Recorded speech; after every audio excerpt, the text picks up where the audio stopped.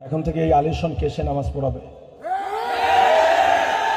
যদি আলী হোসেনের নামাজ পড়ার যোগ্যতা না থাকে, এত বড় দুঃসাহস তোমাকে কে দিয়েছে?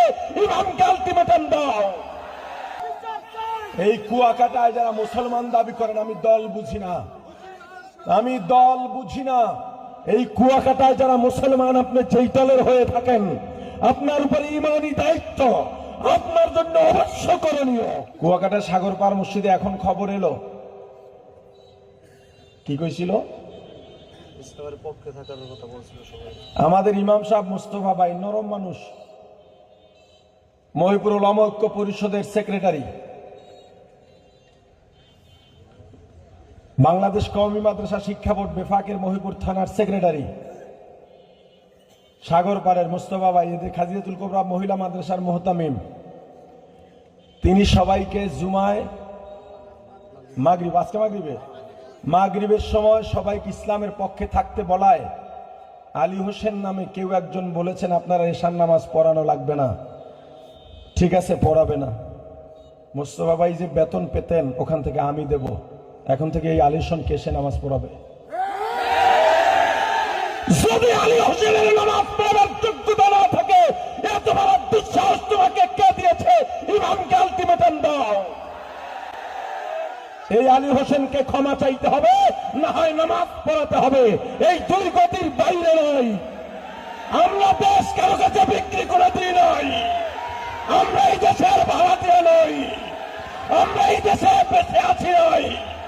আমাদের উপরে অত্যাচার করা হবে, আমাদেরকে নির্যাতন করা হবে, মুখ বুঝে সহ্য করা হবে না।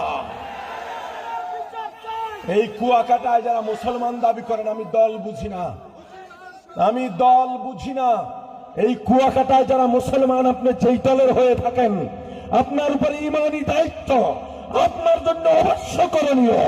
যে ইমামকে বলেছে এশা পড়াতে হবে না, ইসলামের পক্ষে থাকার কারণে দৃষ্টান্তমূলক তার শাস্তি হতে হবে। এটা ইসলামের বিরুদ্ধে সরাসরি বিদ্রোহ ঘোষণা করছে, ইসলামের বিরুদ্ধে দাঁড়িয়েছে, রাসূলের বিরুদ্ধে দাঁড়িয়েছে। ৯৮% মুসলমানের দেশে ইসলাম বিদ্বেষী কাউকে দাঁড়াতে দেব না। আপনাদের কাছে রেখে গেলাম, এশার নামাজও মুস্তফা ভাই পড়াবেন। এর ব্যতিক্রম যদি হয়, কুয়াকাটা কারবালা হয়ে যাবে।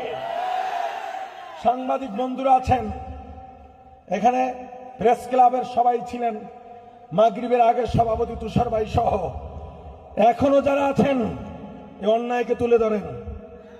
কে এই আলী হোসেন? তাকে সবার সামনে প্রকাশ্যে তার ছবি তুলে আপনারা নিউজ করেন। আলী হোসেন খন্দকার, তাকে সামনে নিয়ে আসেন।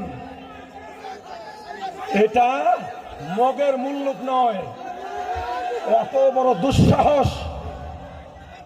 এই ধরনের আল্লাহ, আরে ভূমিকম্প কেন হয়? এই যে এত ভূমিকম্প কেন হয়?